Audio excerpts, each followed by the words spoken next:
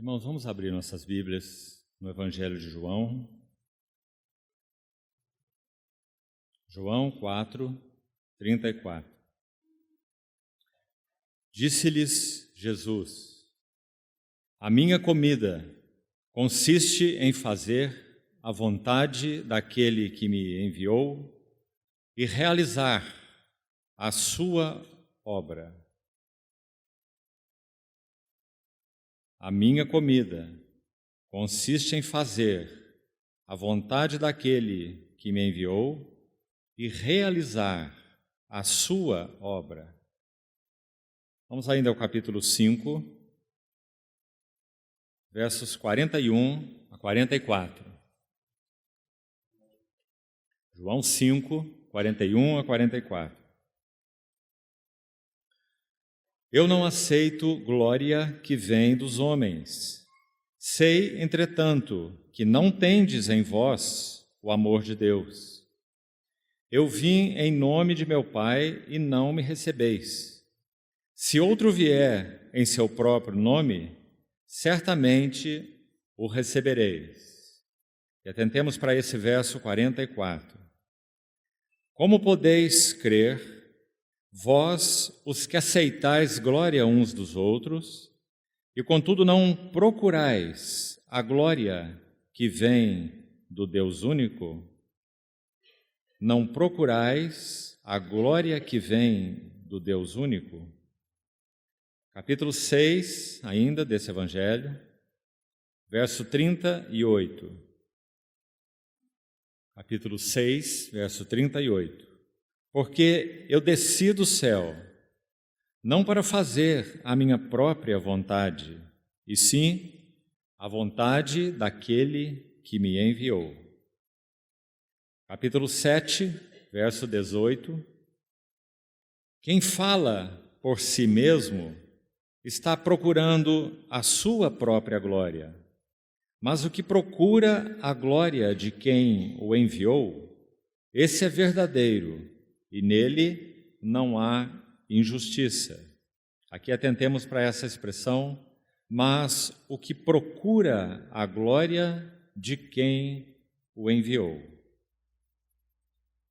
Ainda o capítulo 12 de João, versos 27 e 28. Agora está angustiada a minha alma. E que direi eu? Pai, salva-me desta hora? Mas precisamente com este propósito vim para esta hora. Pai, glorifica o teu nome. Então veio uma voz do céu: eu já o glorifiquei e ainda o glorificarei. E finalmente o capítulo 17, versos 1 e 4. Tendo Jesus falado estas coisas, levantou os olhos ao céu e disse: Pai, é chegada a hora, glorifica a teu Filho, para que o Filho te glorifique a ti. Verso 4. Eu te glorifiquei na terra, consumando a obra que me confiaste para fazer. Vamos orar.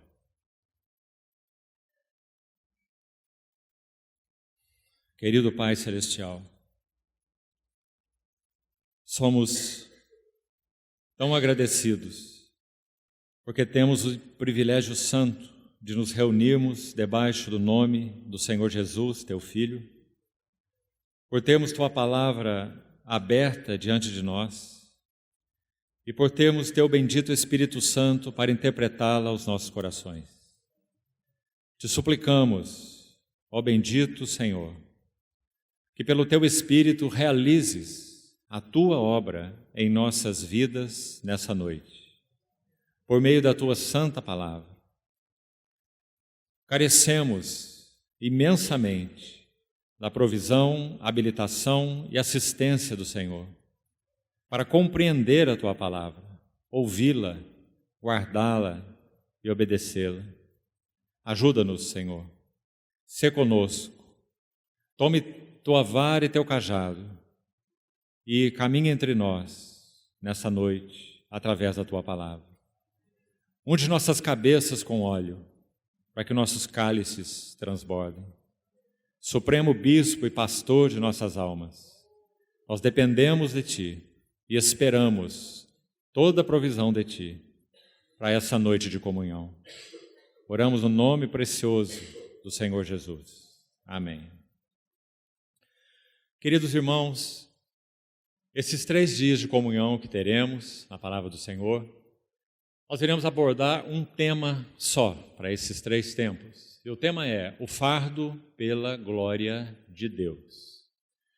Nós vamos iniciar com esses textos de João, a vida do próprio Senhor Jesus, porque esse foi o homem, sobretudo, que viveu com este fardo. O Senhor Jesus é o homem que viveu com o fardo, com respeito à glória de Deus.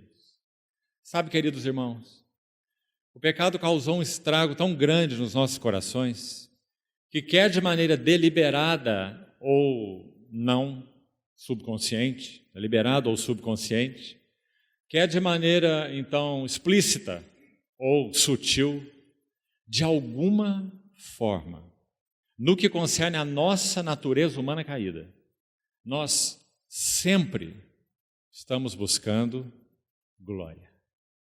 Isso faz parte da natureza humana caída. Isso é um desastre nas nossas relações humanas. Isso é uma chaga na nossa relação com Deus, nos inutiliza com relação a Deus, mas é um fato. E a não ser que isso seja muito claro aos nossos corações, nós não poderemos, e aqui não há nenhum exagero de palavras, não poderemos avançar na nossa jornada cristã e, consequentemente, na nossa estatura espiritual. Então, observe aqui no Evangelho de João o primeiro verso que nós lemos, que foi João 4,34. Nosso Senhor Jesus resume de maneira tão linda sua vida, serviço, obra, motivo do envio do Pai ao Filho à terra, esse versículo tão significativo. A minha comida, aquilo que para mim é o mais básico, o mais essencial, ou consiste em fazer a vontade daquele que me enviou. Então ele conclui assim, realizar, veja essa palavra, a sua obra. Dentre os outros textos que nós lemos, não vamos repeti-los todos, nós vimos também que o Senhor diz assim, como podeis vós crer, vós os que aceitais glória uns dos outros, e não buscais, procurais a glória que vem do Deus único. Também ele diz, aquele que fala por si mesmo, ele está buscando sua própria glória. Mas aquele que fala de acordo com aquele que o enviou, então esse está buscando a glória daquele que o enviou. 3 vezes, podemos dizer, na vida humana do nosso Senhor, uma voz do céu explícita se manifesta a Ele.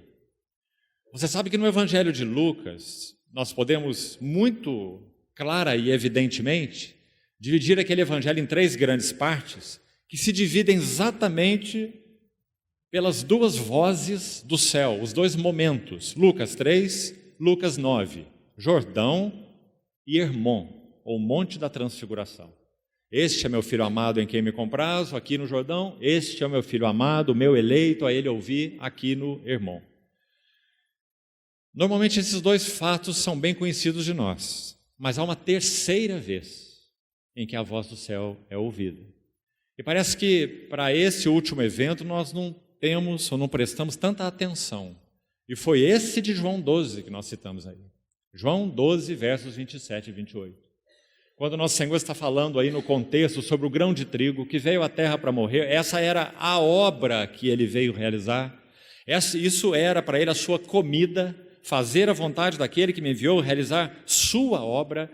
E agora ele está ali, digamos, à frente da cruz. Nós já estamos em João 12. Nosso Senhor está aí há 6 dias da cruz. Então ele diz: a minha alma está angustiada. E que direi eu? Pai, salva-me desta hora. Mas precisamente para esta hora eu vim. Então o que ele diz? Pai, glorifica teu nome. Esse foi o homem que viveu com o fardo pela glória de Deus. Então quando ele ora, Pai, glorifica o teu nome. Você reparou o que está escrito aí no verso 28 de João 12? Então uma voz do céu lhe disse. Terceira vez na jornada humana do Senhor Jesus. E o que essa voz diz? Eu já o glorifiquei. Porque aquele era o homem que viveu com o fardo único fardo, era o fardo pela glória de Deus. Então ele ouve do seu Pai, há 6 dias da cruz, eu já o glorifiquei. Glorificou o quê? O próprio nome do Pai. O Senhor disse, Pai, glorifica teu nome. Então o Pai disse, eu já o glorifiquei. Como? Quando? Onde?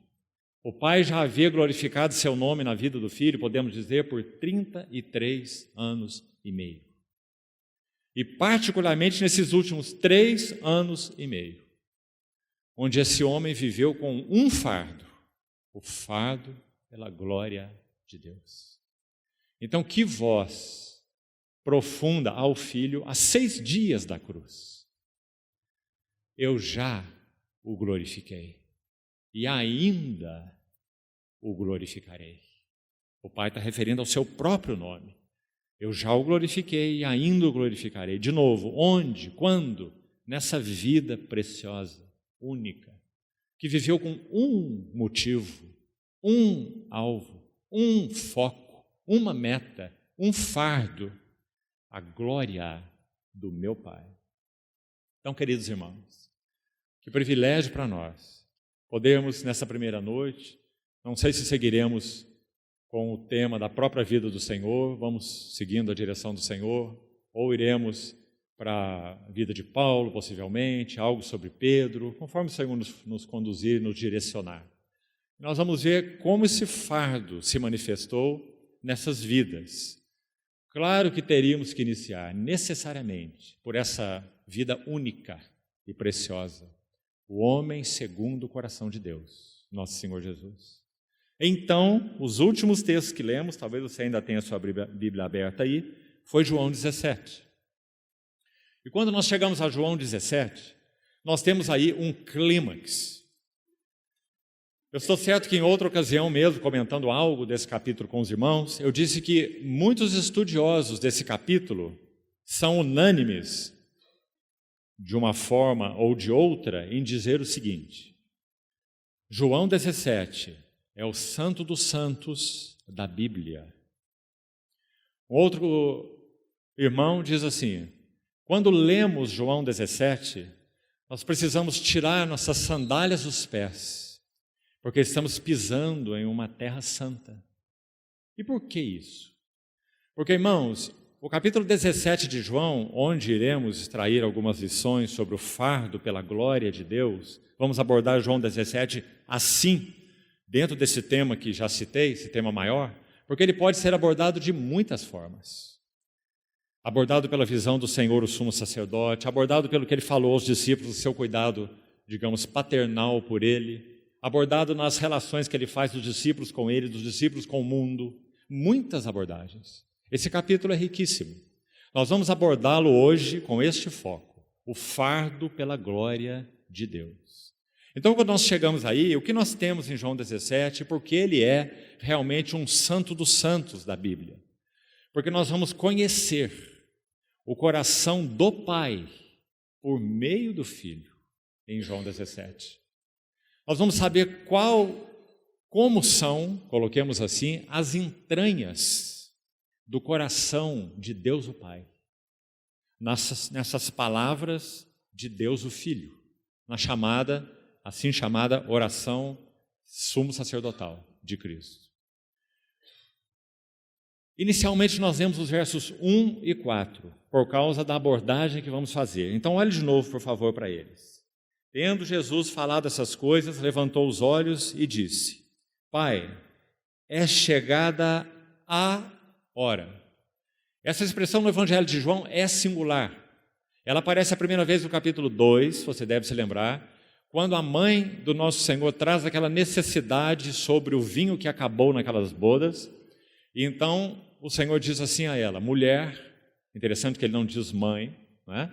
Porque o que estava envolvido ali não era essa questão de mãe e filho, não é? Mas eram os interesses do filho relacionados ao seu pai.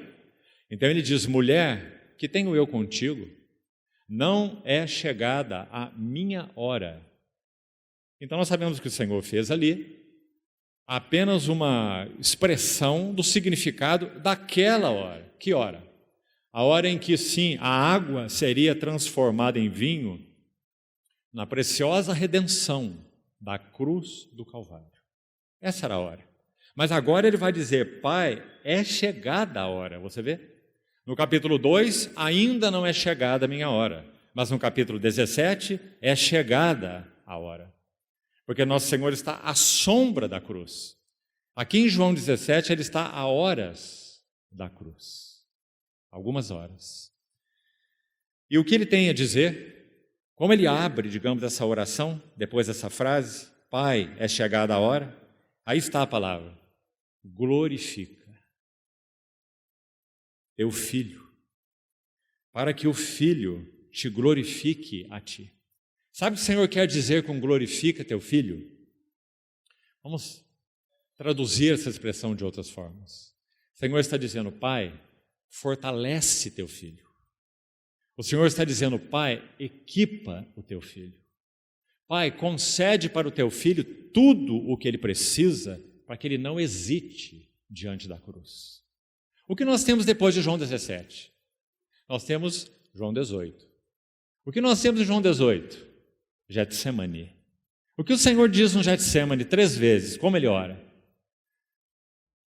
Pai, se possível for, passa de mim esse cálice. Por causa das implicações do que esse cálice significava. Separação da face luminosa, santa, gloriosa do seu amado Pai e eterno Pai. Então, se possível for, passa de mim esse cálice, mas não seja como eu quero, e sim como tu queres.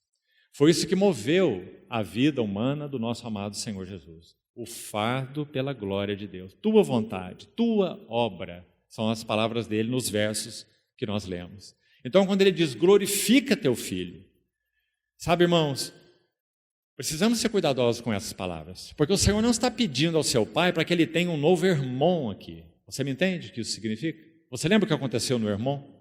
Ele foi transfigurado diante dos seus 3 discípulos e eles viram sua glória. Pedro ficou tão impactado que na sua epístola ele diz assim: nós estávamos com ele no Monte Santo e ouvimos aquela voz enviada a ele Pedro chama, a glória excelsa. E foi enviada a seguinte voz: este é meu filho amado. Tão impactante foi aquela cena de glória. Então, quando nosso Senhor fala, Pai, glorifica o teu filho, o que será que ele está pedindo? Um novo irmão às vésperas da cruz? Definitivamente não. Nosso Senhor está pedindo para ser fortalecido, sustentado, equipado, para que essa horrível hora seja enfrentada sem recuo, sem hesitação. Não seja a minha vontade, mas sim tua vontade. Então glorifica teu filho, para que, você vê? O filho te glorifique a ti. Equipa, fortalece, sustenta o teu filho. Podemos dizer assim, do contrário, como teu filho glorificará a ti. Esse é o sentido da oração do Senhor. Maravilhosa, porque mostra que o nosso Senhor Jesus não foi, em hipótese nenhuma, um super-homem. Graças a Deus, porque super-homem não podia nos salvar. Nós não somos super-homens, nós somos só homens, fracos, vulneráveis, sujeitos a toda sorte de tentações, e assim foi o nosso Senhor. Fraco, vulnerável e sujeito a toda sorte de tentações. Ou não? O que o livro de Hebreus diz? Tentado em todas as coisas, à nossa semelhança, mas sem pecado. Graças ao Senhor. Então, amados irmãos, explicando um pouquinho sobre o verso 4, nós já vamos fazer uma divisão desse capítulo nesta abordagem que já mencionamos. O fardo do Senhor pela glória de Deus. O verso 4, então, que também lemos, ele diz assim: eu te glorifiquei. Muito interessante ele ter colocado no passado, porque se a obra que ele veio realizar, ou a hora que ele menciona nesse evangelho, definitivamente é a cruz, então ele ainda não realizou a obra. Ele não está na cruz. Mas como ele coloca esse verbo no passado? Eu te glorifiquei. Não só isso, ele diz: eu te glorifiquei na terra consumando. Nós podemos dizer, mas também não era ainda o fato. Porque na cruz, ele diz, aliás, as palavras são as mesmas, na língua original. O consumando aí é a mesma raiz e base da palavra de João 19:30, quando nosso Senhor na cruz disse o quê? Está consumado. Não é? O tetelestai, a mesma raiz. Então, em João 17, ele antecipa a certeza, a convicção que ele tinha no seu coração de que essa era a obra para a qual ele veio realizar. Então ele coloca isso no passado. Ele diz: eu te glorifiquei na terra e consumei, ou consumando, a obra que me confiaste para fazer. Não era multiplicar pães, não era curar demônios, não era restaurar saúde de coxos, curar cegos, não era essa a obra. Isso fazia parte da demonstração de quem ele era como filho de Deus, o rei, não é? A autoridade do seu reino, do seu governo, mas não era a obra estava por vir, era a cruz. Mas aqui no verso 4, maravilhosamente, ele põe no passado: eu te glorifiquei na terra consumando a obra que me enviaste para fazer. É a cruz, amados irmãos. E aí está o Senhor usando essa expressão de novo: glorifiquei na terra. Então, o que faremos a partir daqui? Algumas palavras ainda sobre João 17 no seu sentido mais amplo, significado de João 17. Preste atenção. Primeira coisa, olhe o alvo dessa intercessão. Nosso Senhor roga pelos discípulos o tempo todo nessa oração a glória de Deus no próprio Deus, o seu Pai, buscando a glória do seu Pai, a glória de Deus no seu Filho, glorifica o teu Filho, como nós vimos, e a glória de Deus nos discípulos, naqueles que o Senhor lhes deu. Glória no Pai, glória no Filho, glória nos discípulos. Então, veja o foco, o alvo dessa intercessão. Olha o verso 9 desse capítulo. É por eles. Irmãos, quando nós estamos no Santo dos Santos da Bíblia, como é chamado por muitos, olha o que nós escutamos. Você sabe que quando o sumo sacerdote entrava no Santo dos Santos, no dia da expiação, uma vez ao ano, ninguém escutava nada. Ele tinha aquelas campainhas nas orlas das suas vestes, para que se de alguma forma ele morresse no Santo dos Santos por ter feito algo de alguma maneira inadequada, ele fosse puxado de lá com uma corda, porque ninguém poderia entrar lá para tirá-lo de lá. Porque a Shekinah, da glória de Deus, estava lá. Então aquele era um dia para quem ficava de fora completamente oculto, ninguém sabia o que acontecia lá dentro, ninguém via a glória a não ser o sumo sacerdote. Ninguém ouvia nenhuma oração, nenhuma palavra, nada. Porque digamos que Deus sai do Sinai naquela revelação tremenda daquele monte, né? A santidade de Deus no Sinai, o povo não chega nem perto, apenas Moisés sobe lá, e depois aquela glória sai dali, podemos assim dizer, e vai para um quarto fechado no meio do povo, o Santo dos Santos. Por quê? Porque Deus não quer se dar ao seu povo, Deus não quer comunhão com o seu povo, não é por causa de Deus, é por causa do povo. Deus é luz e não há nele treva nenhuma. Se fôssemos fazer uma declaração paralela com relação a nós, teríamos que dizer: nós somos trevas e não há em nós luz nenhuma. Então Deus teve que se trancar no quartinho secreto, onde somente o sumo sacerdote entrava. E como eu disse, nada era ouvido. Agora faça esse contraste, quando você lê João 17. Agora nós temos não temos Arão aí e nem um filho de Arão. Na genealogia dos sumos sacerdotes, nós temos o sumo sacerdote. Nós temos o verdadeiro Arão. E agora ele entra onde, podemos assim dizer, nesse capítulo? Ele entra no Santo dos Santos, espiritualmente falando. E nós vamos ouvir uma longa oração. Será que nós temos entendido esse capítulo assim? O povo de Israel não ouvia nada. E se ouvisse, ouviriam de alguém que era apenas sombra do verdadeiro sumo sacerdote. Nós estamos ouvindo tudo o que o sumo sacerdote tem no seu coração.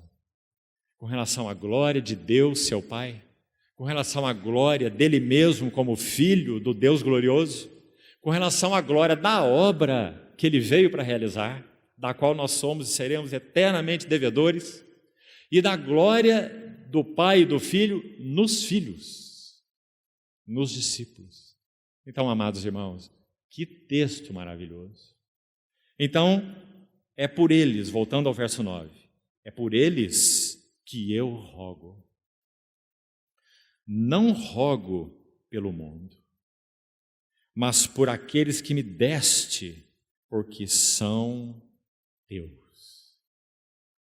Lemos um versículo só, apenas o versículo 9. Ele não enche o nosso coração de gozo celestial? Ele está dizendo aqui, e aqui dá uma diferença muito drástica a ser observada, eu rogo por eles.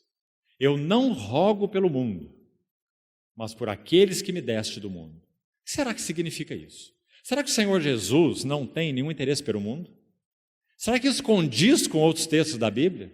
Por exemplo, aqui mesmo, para citar esse próprio Evangelho, Deus amou o mundo de tal maneira e com tal intensidade que deu o seu Filho unigênito. Então, o que será que significa não rogo pelo mundo, mas pelos que me deste do mundo? Precisamos entender isso muito bem, amados irmãos. Nosso Senhor Jesus, escute com atenção, Ele é o Salvador para todo mundo, para toda a humanidade, mas Ele é o intercessor apenas da igreja. E esse é o nosso mais elevado privilégio. Para colocar em outras palavras, o livro de Hebreus não é para o mundo. O livro de Hebreus é para a igreja. O sumo sacerdote intercedendo por aqueles que são seus, aqueles que o Pai lhe deu. Sabe como ele se refere a estes, aqui atrás em João 10? Ele se refere a eles assim: aquilo que o meu Pai me deu é maior do que tudo. Essas são as minhas ovelhas que o Pai me deu. Ninguém as arrebatará das minhas mãos. E das mãos de meu Pai, assim como das mãos de meu Pai, ninguém as pode arrebatar. Eu lhes dou vida eterna e jamais perecerão eternamente. Esse é o nosso intercessor. Então, amados irmãos, é por isso que ele disse: não rogo pelo mundo, porque ele roga, ele intercede só pela igreja. Mas ele está exposto, e foi exposto nas palavras de Paulo publicamente, na sua justiça, no seu amor, na cruz do Calvário, para que todo que nele crê não pereça, mas tenha vida eterna. Salvador é uma coisa, intercessor é outra coisa. E aqui nós não estamos vendo, digamos, o Salvador em primeiro plano, nós estamos vendo o intercessor em primeiro plano. Então não rogo pelo mundo, mas rogo pelos que me deste do mundo. Mais uma coisa ainda geral sobre essa oração. Se ela é o santo dos santos, espiritualmente falando, da Bíblia, então ela teria que ter mesmo essa característica que vou citar agora aqui. E você vai observar, vamos citar alguns exemplos. Ela é uma oração que supera, não respeita os conceitos de tempo e de espaço.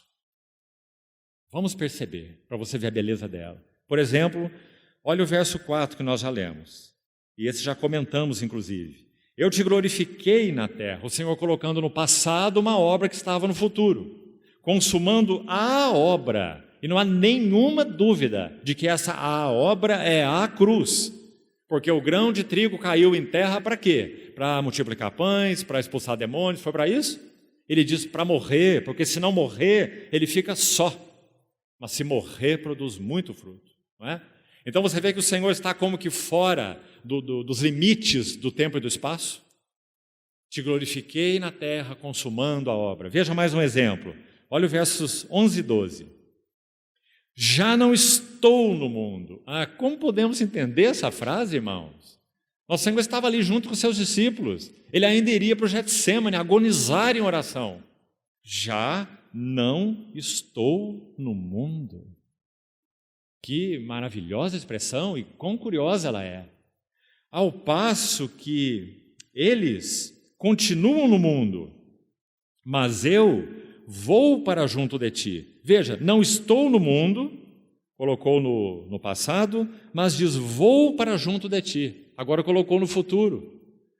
Você vê que é uma oração que não tem limites de tempo e espaço, porque, digamos, a esfera dessa oração é espiritual, celestial. O Senhor tem a obra diante dele tão clara e tão consumada na sua visão, no seu coração, na sua oração, até na sua intercessão, não é?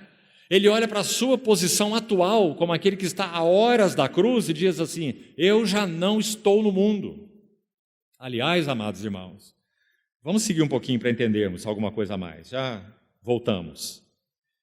Verso 11, Pai Santo, guarda-os em teu nome que me deste, para que sejam um assim como nós. Verso 12, quando eu estava com eles, mas ele ainda está, e ainda estará ali no Getsêmani, quando ele será preso, né? E aí sim, apartado dos seus discípulos. Mas você vê como ele já ora aqui? Então podemos dizer sim que é uma oração que sugere uma esfera fora do tempo e fora do espaço. Celestial, espiritual, que toca realidades espirituais, né? Quando eu estava no mundo, ou quando eu estava com eles, verso 12, guardava-os no teu nome que me deste e protegi-os, e nenhum deles se perdeu, exceto o filho da perdição, para que se cumprisse a Escritura. Olha o verso 24. Pai, a minha vontade é que onde eu estou, estejam também comigo os que me deste, para que vejam a minha glória. Veja aí o fardo pela glória. Que glória é essa? É a glória que me conferiste. É tua glória em mim, Pai, porque me amaste antes da fundação do mundo. Que maravilha, queridos irmãos. A expressão que vamos destacar aqui é onde eu estou. Porque se essa oração, como nós falamos, ela ultrapassa os limites de tempo e espaço, então o que o Senhor quis dizer com onde eu estou? Vamos para alguns versículos nesse evangelho mesmo. Retorne, por favor, a João 7. Veja o verso 34. Haveis de procurar-me, e não me achareis. Também onde eu estou, vós não podeis ir. É claro que seus discípulos não entenderam nada, porque ele estava diante deles, né?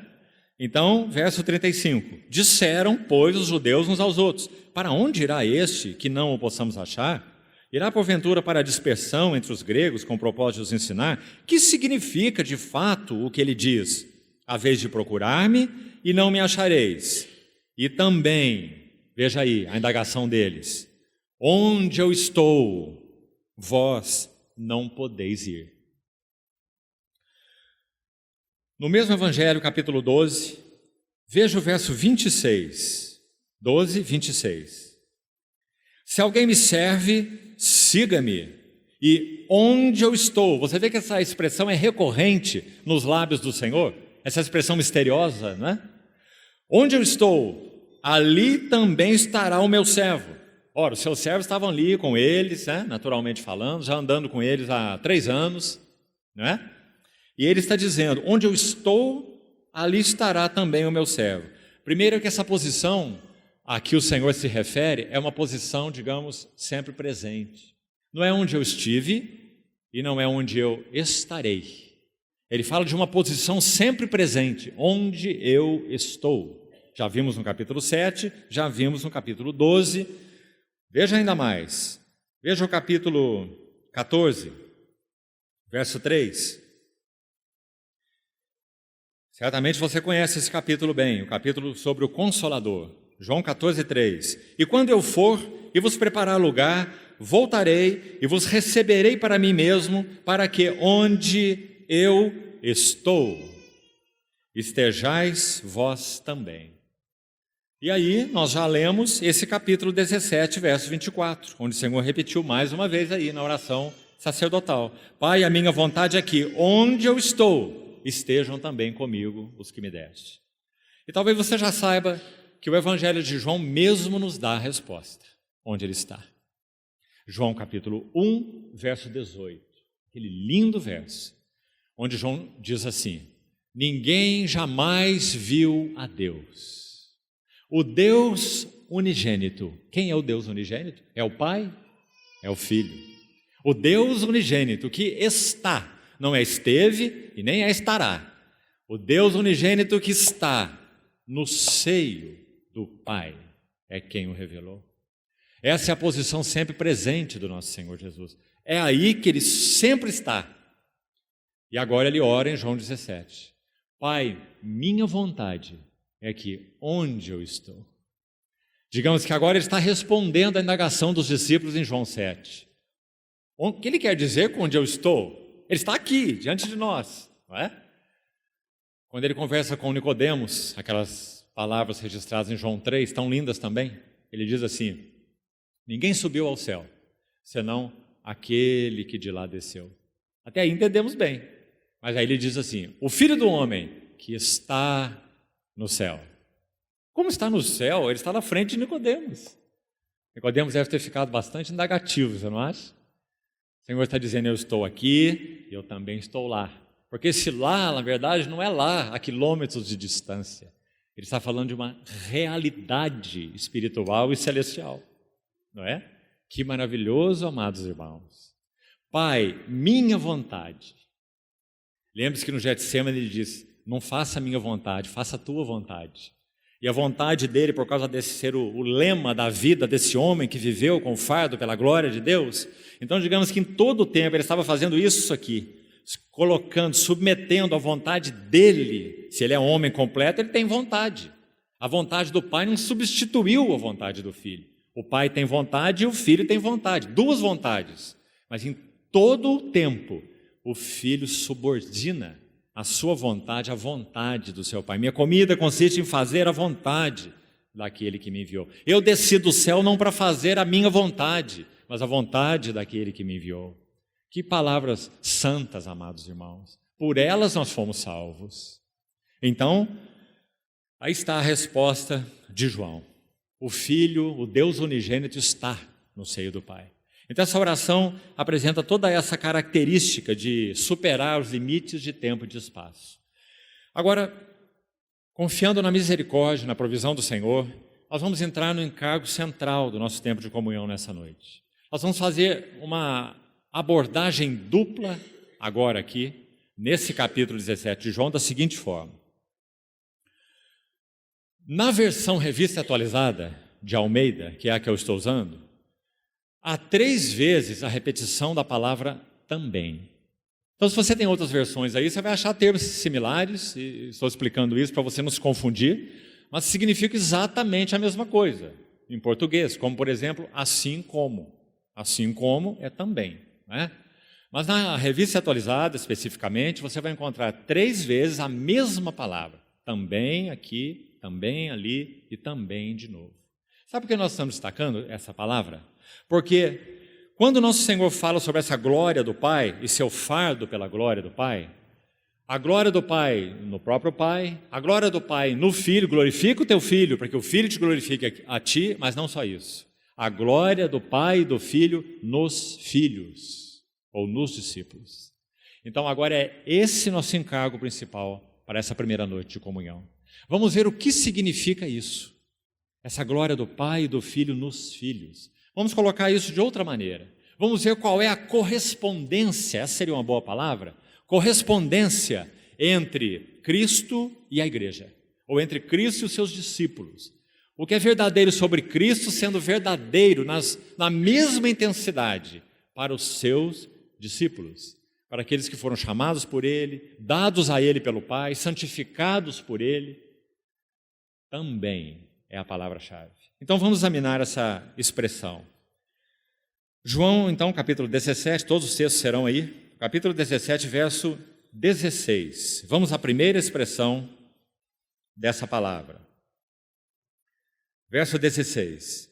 Eles não são do mundo, como também eu não sou. Antes de explicar um pouco esse versículo aqui, vamos compreender ainda o seguinte. As três correspondências que vamos ver agora, que tocam essa glória do Pai e glória do Filho nos filhos ou na igreja, nós, os que pertencem ao Senhor, elas têm a ver com a glória do nosso chamamento. Cada uma das três expressões abrem algo da glória do nosso chamamento. Então voltemos ao primeiro versículo, capítulo 16, verso 16. Eles não são do mundo, como também eu não sou. Irmãos, palavras que têm que ser escritas com fogo nos nossos corações. O que o Senhor quis dizer com essas palavras? Coloquemos assim, a glória de uma sublime separação. Nunca, querido irmão, permita que isso se perca no teu coração. Posso até ousar dizer o seguinte, é aqui que começa a nossa vida cristã. Não dá para falar em santificação posterior, iluminação, revelação, aumento da estatura espiritual, serviço, por exemplo, ministério, nada, nenhum tema, se nós não começamos por aqui. A glória da nossa sublime separação. Amados irmãos, quando o povo de Deus passa duas águas, Mar Vermelho e Jordão, não vamos ter tempo para entrar em detalhes, mas escute, nas duas vezes você vai encontrar um fato repetitivo. Primeiro, na primeira ocasião, quando passaram o Mar Vermelho, lembre-se, uma separação absoluta. Não haveria um caminho de volta para o Egito, não existe. O mar se fechou, lá estava o faraó, os seus exércitos, separação e ponto final. Digamos que eles tinham só um bilhete de ida nessa viagem, né? Não tinham um bilhete de volta. Porque essa separação tremenda, tipificada pelo Mar Vermelho, Paulo explica em Coríntios 10 que fala do nosso batismo em nome do nosso Senhor Jesus, né? Ou em nome do Pai, do Filho e do Espírito, em última análise significa a mesma coisa. Quando nós fomos separados, demos o testemunho da nossa santa, eterna e sublime separação. Somos dele, somos para ele. Então, esse versículo 16 fala dessa glória de uma sublime separação. Agora, vamos ao verso, de maneira bem rápida. Eles não são do mundo. E a próxima frase, como também eu não sou. Aqui nós precisamos de uma pergunta, respondida de novo no próprio Evangelho de João. Quanto do mundo há no coração de Jesus? Qual seria a nossa resposta? Usando o próprio Evangelho de João, teria que ser nada. O mundo no sentido, então, desse sistema, cosmos, não da humanidade, né? Deus amou o mundo e o Filho se entregou por toda a humanidade. Agora, quanto do mundo, como sistema caído, oposto a Deus, havia no coração do nosso Senhor Jesus? A resposta é nada. E onde nós temos essa expressão nesse Evangelho? Em João 14, o capítulo do Consolador, João 14, verso 30, nosso Senhor diz assim, aí vem o príncipe do mundo, e ele nada tem em mim. Queridos irmãos, na vida do Senhor Jesus, o inimigo de Deus, o príncipe do mundo, ele está se referindo ao diabo, Satanás. Digamos que ele teria que passar fome. Na vida, no coração do nosso Senhor Jesus, na vida humana do nosso Senhor Jesus, o inimigo não tinha nenhum alimento, nada. Não tinha inveja, não tinha carne em ação em nenhum aspecto, não tinha egocentrismo, não tinha ciúmes, não tinha maus pensamentos, não tinha motivações impuras. Aí vem o príncipe do mundo e ele nada tem em mim. Bom, isso não nos admira. Porque Ele é o Verbo encarnado de Deus. O Verbo que se fez carne e habitou entre nós. Agora, quando nós escutamos esse homem no Santo dos Santos orando assim, isso nos impacta. Porque agora ele está falando sobre nós. E está dizendo, eles não são do mundo. Mas não apenas eles não são do mundo, mas eles não são do mundo da mesma maneira que eu não sou. Irmãos, que coisa mais maravilhosa é essa? Nunca nós conseguiremos viver no mundo, nós que já fomos separados do mundo. Tente viver no mundo, não tente não, isso é só uma força de expressão. Tente viver no mundo e você vai ver o que vai acontecer. Para usar uma figura que também acho que já usei aqui com os irmãos, quando o Senhor Jesus nos chamou para si e nos separou com esse mar vermelho espiritual, Ele colocou a chave de nossa vida no mundo no esmeril e lixou todos os dentes da chave. Porque antes nós éramos, a chave e o mundo a fechadura. Era um casal espetacular. Onde a chave entrava, abria todas as portas. Não é? Bastava o jeitinho e as portas se abriam. Caminhos de morte, um após outro. Quando nosso Senhor Jesus nos chamou, digamos assim, que Ele nem pediu permissão para isso. Não fostes vós que escolhestes a mim, eu vos escolhi a vós. Então Ele tomou essa chave e colocou no esmeril e limou todos os dentes, todas as curvas. E agora pode tentar colocar a chave na fechadura. Você não vai abrir mais nenhuma porta. Se o sal se tornar insípido, para nada serve. Você vê? Esses somos nós. Ou nós avançamos a nossa vida com o Senhor e vivemos para a glória de Deus, o fardo pela glória de Deus, como nosso amado Senhor, ou não serviremos para nada. Nós, os que já fomos chamados pelo Senhor Jesus. Compreende, amado irmão? Então escute de novo esse versículo. Eles não são do mundo, como também eu não sou. Não é maravilhoso, irmão? Quantas vezes nós lemos esse versículo e passamos tão rápido por essas palavras maravilhosas, não é? Então aí está a glória de uma sublime separação. Então eu estava falando, e acabou que eu não completei, né? Sobre as duas águas. Quando eles passaram o Mar Vermelho, quando eles passaram o Jordão, em última análise, o Senhor orientou os líderes, Moisés lá, Josué aqui, a dizer para o povo o seguinte: o cordeiro foi morto lá no Egito antes de passarem o Mar Vermelho. E eles deveriam comer a carne e celebrar isso todos os anos. Você sabe muito bem. Então, é dito lá no livro de Êxodo: quando vossos filhos vos perguntarem o que é isso, o que eles diriam aos filhos? O Deus dos hebreus veio até nós quando nós estávamos em escravidão, debaixo dos exatores no Egito, e com mão forte nos tirou de lá, o sangue foi derramado. Por isso nós comemos a Páscoa e celebramos. Memória de uma sublime separação, definitiva. Não mais Egito para sempre. E o Jordão? Tirariam 12 pedras do fundo do leito do rio, não é? E colocariam na margem do rio e edificariam um altar. E outro altar dentro mesmo, no fundo do leito do rio. Um altar lá no fundo e um altar lá na margem, correspondentes. Poder da sua morte e o poder da sua ressurreição. E quando os filhos perguntarem que altar é esse, o que eles diriam? A mesma coisa.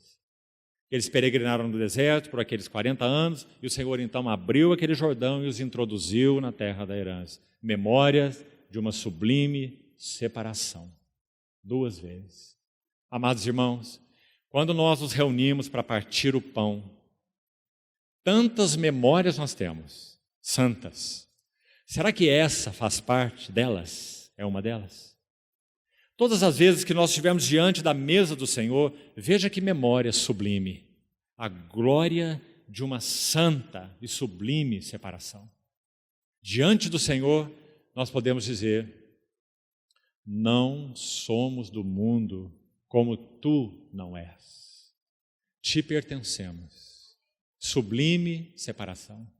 Então, esse é um fato. Com relação a nós, sim, há fraquezas, certamente. Mas as fraquezas não mudam o fato.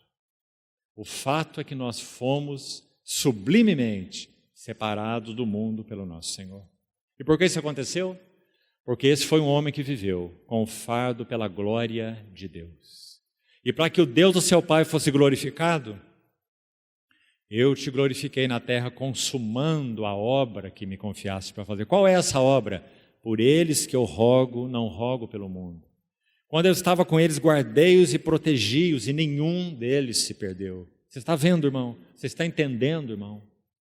Esse homem viveu com um único fardo, o fardo pela glória de Deus. E por isso nós estamos aqui, sublimemente separados, unidos e identificados com Ele. Então está aí a glória de uma sublime separação. Vamos para o segundo também, nesse capítulo. Veja o verso 18. Assim como tu me enviaste ao mundo, também eu os enviei ao mundo. Vamos lembrar que cada também desse fala de uma correspondência, não perca essa palavra. Correspondência entre Cristo e os discípulos, entre Cristo e a igreja. O que Ele é, eles são. O que Ele tem, eles têm. Aquela que é a posição dele, é a posição deles. Sublime correspondência. Então aí está a segunda. Como tu me enviaste ao mundo, também eu os enviei ao mundo. Se o verso 16 fala de uma sublime separação, o verso 18, guarde bem, fala de uma sublime missão. Missão. Assim como tu me enviaste ao mundo, também eu os enviei ao mundo. Amados irmãos, isso tem tantas implicações, pessoais, familiares, mais ainda no que toca a vida de uma assembleia local. Para que somos nós? Para que é a nossa vida? Vida pessoal, vida conjugal, vida familiar, a vida de uma assembleia do Senhor, para que é? Aí está a resposta nesse verso 18. Vamos colocar assim: nós temos vidas, famílias e assembleias missionárias. Missionárias. Recebereis poder ao descer sobre vós o Espírito Santo e sereis as minhas testemunhas. Assim como tu, meu Pai, me enviaste ao mundo, também, veja a correspondência, eu os enviei ao mundo. O Senhor passa de uma sublime separação, no verso 16, para uma sublime missão. Agora, querido irmão, sem gastar muito tempo com isso, mas, por favor, ore sobre isso diante do Senhor. Eu quero colocar com toda a ênfase, sua vida, assim como minha vida. Sua vida, sua família, assim como minha família. A assembleia na qual você congrega, assim como a assembleia na qual eu congrego. Não tem sentido algum, a não ser que cumpramos e preenchamos essa realidade espiritual. Eu os enviei ao mundo. Amados irmãos, a maior necessidade do mundo pode ser resumida numa palavra de 4 letras. Vida. Com relação a nós, nosso Senhor disse assim: eu vim para que vocês tenham vida e a tenham em abundância. Nós somos famílias missionárias. Nós somos assembleias missionárias. Porque o Senhor realizou sobre nós uma sublime separação, então Ele nos incluiu numa sublime missão. Como tu me enviaste, eu os enviei. Agora, irmão, vamos pensar sobre isso, para que a palavra do Senhor seja apenas não compreendida, mas aplicada nos nossos corações. Nós temos respondido à sublime missão, nós temos influenciado o mundo, ou o mundo tem nos influenciado. No ambiente universitário, no ambiente de trabalho, no ambiente relacional, essa sublime missão é realidade nos nossos corações. Assim como tu me enviaste, eu os enviei. Missão sublime. Como essa missão pode ser cumprida? Nosso Senhor, como falamos, está a horas da cruz. Quando ele for à cruz, o primeiro elemento necessário para o suprimento dessa missão será oferecido. Gálatas 4 apresenta isso de uma maneira linda, em termos de 2 envios, para que essa missão seja cumprida. Deus enviou o seu Filho, nascido de mulher e nascido sob a lei, para resgatar os que estavam debaixo da lei. Então, o primeiro elemento que dá base para que cumpramos essa missão, o sangue precioso do nosso Senhor Jesus foi derramado. E nós fomos redimidos, comprados por Ele do mundo. Segundo, por mais santo que seja o primeiro, ele é totalmente dependente do segundo e não seria completo sem o segundo. O Espírito. Então, em Gálatas 4, Paulo vai continuar dizendo assim: e porque vós sois filhos, Deus enviou. Então, Deus enviou o seu Filho, nascido de mulher, nascido sob a lei, para resgatar. Deus enviou o seu Filho. E porque vós sois filhos, Deus enviou aos vossos corações o Espírito do seu Filho, que clama, Abba, Pai. Amados irmãos, não temos nenhuma falta de provisão. O sangue precioso já cravou um abismo entre nós e o mundo. O sangue precioso já nos separou para Deus. E agora o Espírito precioso habilita os nossos corações para o testemunho do nosso Senhor Jesus. 2 envios, sublime missão. Então, graças a Deus, porque nós somos esses que foram enviados. Que esse fato espiritual, amados irmãos, permeie o nosso coração em todas as esferas de nossos relacionamentos. Não se perca, irmão. Nunca deixe de defraudar sua bandeira. Quem você é. Seja onde você estiver. Quanto mais rápido você fizer, melhor para você. Quanto mais tardio for esse defraudar da sua bandeira, mais você pode se contaminar. Onde você está. Eu os enviei ao mundo. Terceiro elemento. No verso 21, nós temos o terceiro também, a terceira correspondência entre Cristo e a igreja. Igualmente preciosa. Verso 21.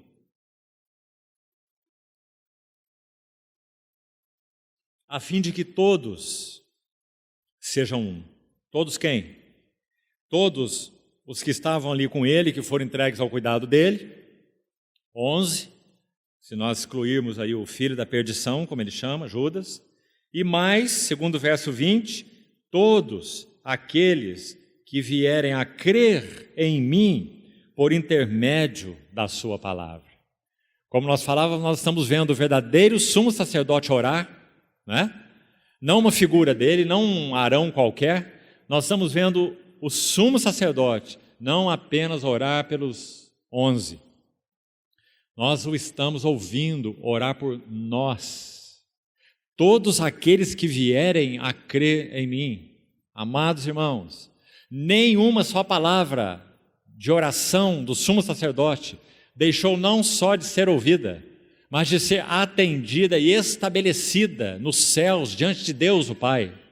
É por isso que Hebreus 7:25 diz assim: Ele pode salvar totalmente os que por Ele, Cristo, se chegam a Deus, porque Ele, Cristo de novo, vive sempre para interceder por eles. Esse é o nosso Senhor. E nessa posição Ele está, e desta posição ninguém o retirará. Amados irmãos, esse é o nosso intercessor. Agora então no verso 21, nós temos, a fim de que todos sejam um, e como és tu, ó Pai, em mim, e eu sou em ti, então nós temos esse terceiro maravilhoso também sejam eles em nós. Então acho que para entender esse versículo nos ajuda também algumas perguntas. A primeira é, como é o Pai no Filho e o Filho no Pai? Porque o Senhor partiu daí, não foi? Como és tu em mim? Como eu sou em ti? Também, a correspondência, sejam eles em nós. Não há outra palavra que podemos usar aqui, há só uma, para responder essa pergunta. Como é o Pai no Filho? A resposta é pleno. Porque nele, no Filho, habita corporalmente toda a plenitude da divindade. Colossenses. E também aprouve a Deus que nele residisse toda a plenitude. Como o Pai é no Filho, pleno. Como o Filho é no Pai, pleno. Então, irmãos amados, o Senhor nesse verso 21 está usando esse também para falar sobre uma glória, sobre a glória de uma sublime comunhão. Então aí estão os três também. Sublime separação, verso 16. Sublime missão, verso 18. E finalmente, verso 21, sublime comunhão. Glória de uma separação, glória de uma missão, glória de uma comunhão. Amados irmãos, nós estamos completos. Não é por menos que Paulo diz em Colossenses 2,10 assim, nele sois ou estáis aperfeiçoados. Uma tradução alternativa daquele verso seria, nele vós estáis perfeitos, ou nele vós estáis plenos, porque nosso Senhor Jesus orou ao seu Pai, ainda em carne, poucas horas antes da cruz, com este foco. E você acha que ele não foi ouvido? Ou que a obra que ele realizou não incluiu isso que ele pediu? É claro que incluiu, porque ele vai dizer, está tudo consumado. E isso significa, Pai, como tu és em mim, Pai, como eu sou em ti, agora eles são em nós. Queridos irmãos, essa é nossa sublime posição. Fomos chamados para essa santa comunhão. Então esse é o terceiro também, a terceira correspondência. Eu em ti, tu em mim, eles em nós. Sublime comunhão. Agora, para concluirmos, no próprio capítulo, veja quão rico é esse capítulo. Quais foram as provisões que o Senhor nos enuncia nessa oração maravilhosa, para que a separação, a missão e a comunhão sejam uma realidade sublime para nós. Ele realizou uma obra completa para que isso fosse verdade. Já fomos separados, já fomos comissionados, não é? E já estamos nessa santa comunhão. Agora, como viveremos na experiência e no testemunho dessas realidades? Que nós somos os separados, que nós somos os comissionados, que nós somos aqueles que vivem na comunhão. Então você vai ver que há aqui, da mesma maneira que há essas três glórias aí, você vai ver que há três provisões nessa oração enunciadas pelo Senhor. Muito maravilhosas. Vamos ver quais são. Versículo 6 está a primeira provisão. Manifestei, aqui está, o teu nome. Nome de quem? Do Pai. O Filho está orando ao Pai e dizendo, eu manifestei teu nome aos homens que me deste do mundo. Eram teus, tu nos confiaste e eles têm guardado a tua palavra. O que significa o nome do Pai? Que é então nossa primeira provisão. Irmãos, nome na Bíblia sempre tem a ver basicamente com duas coisas. Primeiro fala do caráter da pessoa. Por isso, por exemplo, oramos em nome do Senhor Jesus. Não é que haja uma mágica no nome, me permita essa expressão, não é? Pelo nome em si. O nome fala do caráter da pessoa. O nome da pessoa é o que a pessoa é. Porque nós falamos, sujou o nome da pessoa. Significa que aquilo afetou o caráter da pessoa, não é? Então, quando o Senhor diz, eu manifestei o teu nome, Ele está dizendo assim, eles não deixaram de saber quem tu és, de te conhecer, de saber de onde vim, de saber para que eu vim, de saber quem és tu. Agora, eles, irmãos, souberam até um limite tão pequeno, não é? Tão pequeno. Pedro, nesse momento final, junto com o Senhor, andando com o Senhor há tanto tempo, ele nega o Senhor 3 vezes. E o Senhor disse, eu manifestei o teu nome aos homens que me deste do mundo. Não foi suficiente para que Pedro tivesse mais luz sobre quem ele era, sobre essa sua coragem sem fundamento, né? Negou o Senhor porque não soube negar a si mesmo, não é verdade?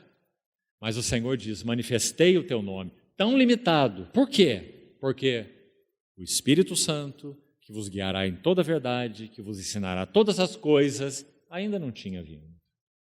Agora, amados irmãos, nós vivemos assim como eles também viveram, não é? A partir do momento que o Espírito Santo foi derramado, na concretização de uma nova aliança, não da letra, mas do Espírito. Então aí está a primeira grande e maravilhosa provisão para nós. Queremos viver sublimemente separados? Queremos viver sublimemente comissionados? Queremos viver nessa sublime comunhão? O Senhor nos faz provisão. A primeira, manifesta a nós o nome do Pai. Amados irmãos, nós estamos conhecendo as glórias de Deus na face de Cristo. Quanto mais nós conhecemos nosso amado Senhor, mais nós conhecemos o nome do Pai. Queridos irmãos, não há nada que traga mais segurança, mais fundamento, mais alegria, mais descanso no nosso coração do que conhecer o nome do Pai. O Espírito Santo que habita em nós clama: Abba, Pai. Vós orareis assim: Pai nosso que estás nos céus. Nunca oraríamos assim antes. Pai é o nome cristão de Deus. Qual que é o nome veterotestamentário de Deus? Podemos dizer, há muitos, você sabe, né? A El, a Elohim, a Adonai, há vários, El Shaddai. Mas qual é o nome por excelência? O nome veterotestamentário de Deus é Yahvé. Mas nosso Senhor não ensinou os seus discípulos a orar assim. Vós orareis assim: Jeová nosso. Mas vós orareis assim: Pai nosso. Pai é o nome cristão de Deus. Ele não foi conhecido como Pai nos tempos do Velho Testamento. Só há 3 lugares na Bíblia onde essa abordagem de Deus como Pai é feita, e ainda assim é de modo geral. Como, por exemplo, no nome do Senhor em Isaías 9, o seu nome será maravilhoso, conselheiro, Deus forte, Pai da eternidade. Usado sempre no sentido geral, não nesse sentido de paternidade específica, compreendeu? A paternidade específica de Deus só foi revelada no Novo Testamento por meio de Jesus. Pai nosso que estás no céu. Não é maravilhoso orar assim? Amados irmãos, essa é a primeira provisão. Eu manifestei o teu nome. Deixe-me fazer mais uma lembrança aqui. De novo, quando nós nos reunimos para partir o pão. Salmo 22, 22 é citado em Hebreus 2. E o que está escrito lá no Salmo 22, 22 é o seguinte: a meus irmãos declararei o teu nome. Aos meus irmãos declararei, manifestarei o teu nome.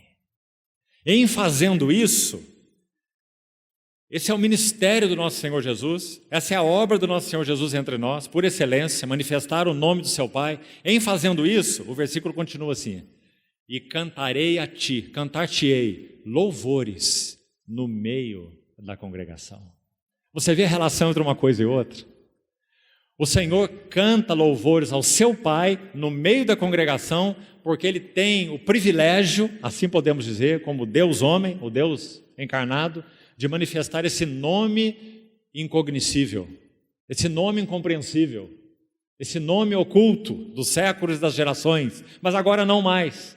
Manifestei, meu Pai, teu nome entre os homens que me deste do mundo. Cantar-te-ei louvores no meio da congregação, porque a meus irmãos eu declararei o teu nome. Esse é o nosso maior privilégio, amados irmãos. Não ensinará jamais cada um ao seu próximo, ou cada um ao seu irmão, dizendo: conhece o Senhor? Porque todos me conhecerão, desde o menor deles até o maior. Então está aí a primeira provisão. Sabe, irmão, há muitos nomes que nos dividem. Nome de obras nos dividem, nome de ministérios nos dividem, nomes de instituições religiosas nos dividem, não é? Não é impressionante? Todos esses nomes nos dividem. Só há um nome que nos une. O nome do Pai, que conhecemos na pessoa do Filho. Manifestei teu nome. Quanto mais nós conhecermos o nome do Pai, mais nós poderemos viver como um. Esse é o segredo da unidade. Graças ao Senhor, porque essa obra Ele tem feito entre nós. Mais um verso, a segunda provisão, já estamos concluindo. Verso 8. Olha essa provisão aqui. Nós temos no verso 6 a palavra manifestei teu nome, certo? No verso 8 nós temos, eu lhes tenho transmitido, é a mesma ideia, ou manifestado. Ali em cima, manifestei teu nome. Verso 6. Aqui no verso 8, transmitido as palavras que me deste. Segunda provisão.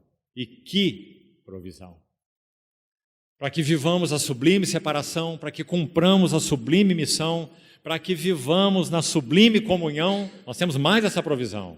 Ele está dizendo, eu lhes tenho transmitido as palavras que me deste, e eles as receberam.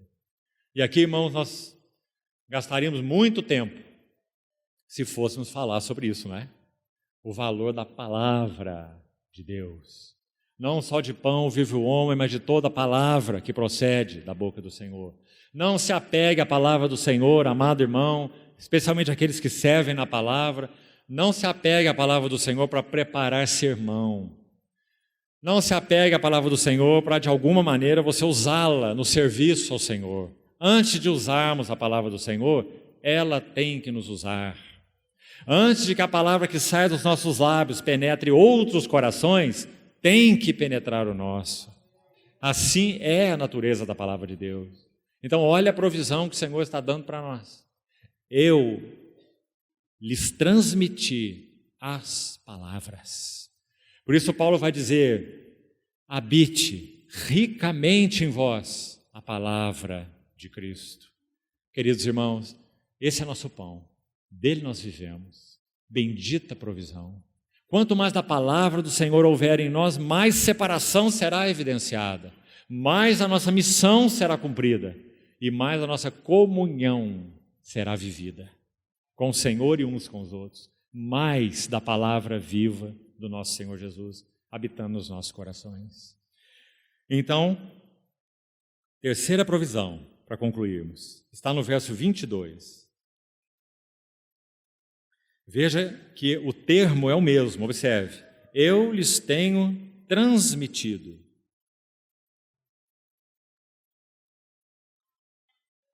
Se ali então no verso 8, ele disse transmitido as palavras, aqui no verso 22, ele diz, eu lhes tenho transmitido a glória. Terceira provisão, o nome de Deus, as palavras de Deus, a glória de Deus. Será que nós carecemos de mais provisão? Manifestei teu nome, transmiti tuas palavras e revelei a tua glória. Essas são as nossas provisões. Como nós falamos da mesma maneira com relação à palavra, é verdadeiro com relação à glória. Teríamos que gastar muito tempo aqui, gastaremos nas outras reuniões, né? Nosso tópico é esse, nosso tema maior, o fardo pela glória de Deus. O que isso significa? Quando Paulo escreve aos Coríntios, segundo aos Coríntios 4, ele diz assim, foi Deus que disse, de trevas, esse éramos nós. Paulo faz uma comparação entre nós e o Gênesis. Havia trevas na face do abismo, mas o Espírito de Deus pairava sobre as faces das águas. E disse Deus, então ele vai dizer em Coríntios, foi Deus que disse, haja luz e houve luz. Assim foi conosco, assim foi na nossa experiência. Para quê?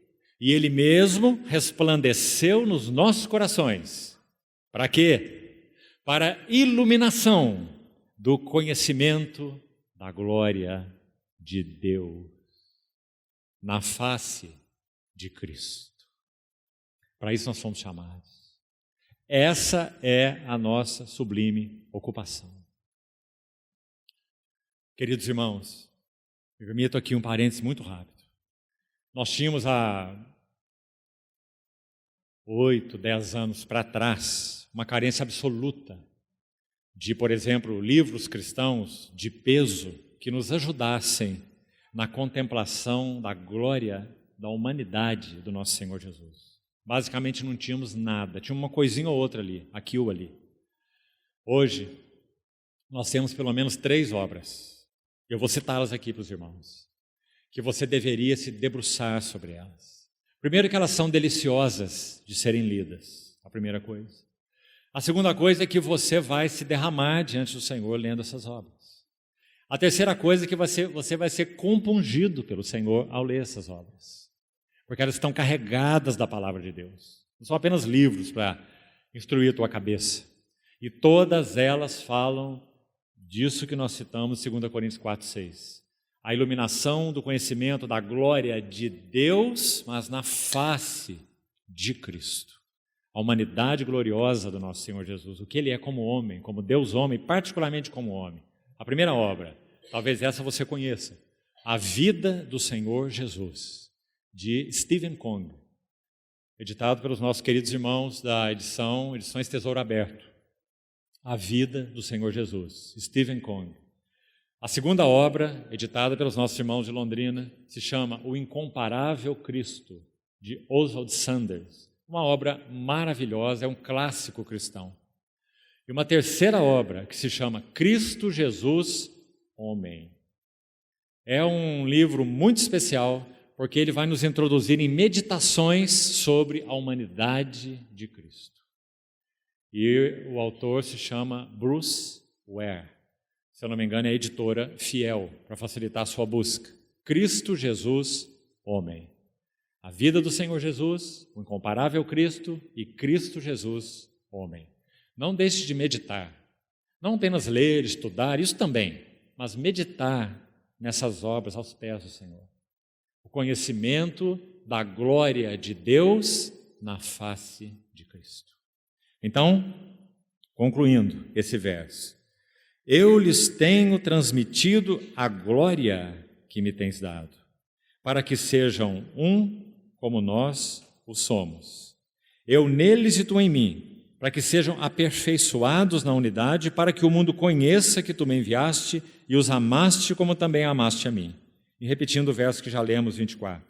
Pai, a minha vontade é que onde eu estou, estejam comigo também os que me deste, novamente, para que vejam a minha glória. Você está vendo a provisão da glória?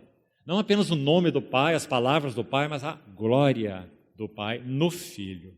Para que vejam minha glória, glória que me conferiste porque me amaste antes da fundação do mundo. Irmão, você já pensou por que o nosso Senhor Jesus designa essa glória aí, nesse versículo? Há muitos outros aspectos dessa glória, mas nesse versículo, essa glória está ligada à glória do amor do Pai pelo Filho. Você viu aí? Glória que tu me deste, porque me amaste antes da fundação do mundo. Então, neste versículo, o Senhor está enfatizando que essa glória, sobretudo, é a glória do amor eterno, santo, único, que o Pai eterno tem pelo Filho eterno. Por causa disso, aquele versículo de João 3,16 tem tanto significado. Deus amou o mundo de tal maneira que deu o seu Filho. Porque, na verdade, de tal maneira, Ele ama é o seu Filho. Como nós lemos aí nesse verso. Glória que me conferiste porque me amaste antes da fundação do mundo. A implicação e a conclusão é a seguinte: quanto mais nós conhecermos da glória de Deus na face de Cristo, mais nós seremos introduzidos nessa glória do amor de Deus. Porque, sobretudo, essa glória é a glória do amor de Deus, do Pai pelo Filho. Agora, amado irmão, pergunte para você mesmo: que tipo de testemunho nós cristãos podemos dar afora isso que acabamos de dizer? Nosso Senhor chegou a dizer assim: amai-vos uns aos outros, e é nisto que conhecerão todos que sois os meus discípulos. Não é, vocês são ortodoxos, vocês têm a melhor teologia, vocês são disciplinados, vocês são comprometidos, seja lá o que for, vocês são carismáticos. Nada disso. Nisto conhecerão todos que sois meus, se tiverdes amor uns para com os outros. Glória que me conferiste, porque me amaste antes da fundação do mundo. Então, esta é uma boa pergunta. na sua frequência às reuniões, no seu estudo da palavra, no partir do pão, nas orações, você tem sido introduzido no amor de Deus? Ou você tem sido introduzido só na Bíblia, quem sabe? Só na teologia? Só na vida eclesiástica? Glória que me conferiste porque me amaste, antes da fundação do mundo. Benditas provisões que o Senhor nos concedeu. Senhor, então permitir, amanhã seguimos com esse mesmo tópico e vamos buscar a direção do Senhor para onde vamos. Pode ser que vamos um pouco sobre a vida de Paulo. Como esse homem, como nós, viveu, experimentou esse fardo pela glória de Deus e o que isso significou na vida dele. O Senhor continue falando, queridos irmãos, ao nosso coração. Vamos orar.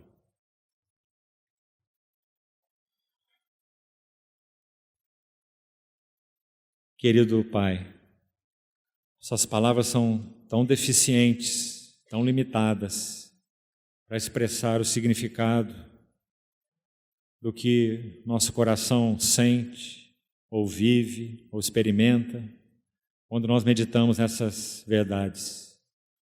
Muito obrigado, Senhor, muito obrigado, porque o Senhor nos introduziu no amor do Teu Pai.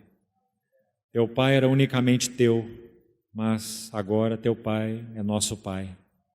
O amor do Teu Pai era só para Ti, mas agora também Ele é para nós.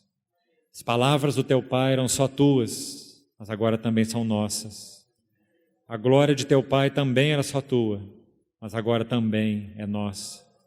Obrigado, Senhor, por essas sublimes provisões. Obrigado por essa separação. Obrigado por essa missão. Obrigado por essa comunhão. Abre os nossos olhos, Senhor, para que não vivamos aquém dessa Tua intercessão. Nós sabemos do clamor, dos gemidos do Teu coração ao orar ao Teu Pai, ao rogar por aqueles que são Teus. Ajuda-nos, Senhor, a entrar na experiência dessas palavras tão altas, tão santas, mas também tão nossas. Senhor, Te pedimos que o Senhor venha a nós na condição e no estado que nós estamos, mas para nos elevar ao estado e à condição que o Senhor tem. Venha ao nosso encontro, sim, e eleva-nos a Ti, Senhor. Muito obrigado por Tua compaixão, muito obrigado por Tua perseverança fiel, muito obrigado porque o Senhor nunca desistirá de nós. Obrigado, Senhor. Continua confrontando-nos com Tua palavra, com Tua santidade, com Tua beleza inigualável. Te pedimos, Senhor, que tenhamos corações verdadeiramente vencidos por Ti. Te pedimos que o Senhor nos derrote nossa vida egocêntrica, nossos pensamentos pequenos, alvos diminutos. Derrota-nos, Senhor, vence-nos com Tua glória, com Teu amor. Nós queremos nos derramar inteiramente por Ti, porque Tu és digno. Dá-nos o mesmo fardo por Tua glória, Senhor, que Teu Filho teve, que Teus santos tiveram. Assim Te rogamos, certos de que este é desejo do Teu coração, antes de ser desejo do nosso. Louvamos-Te, Senhor, muito agradecidos, em Teu precioso nome. Amém.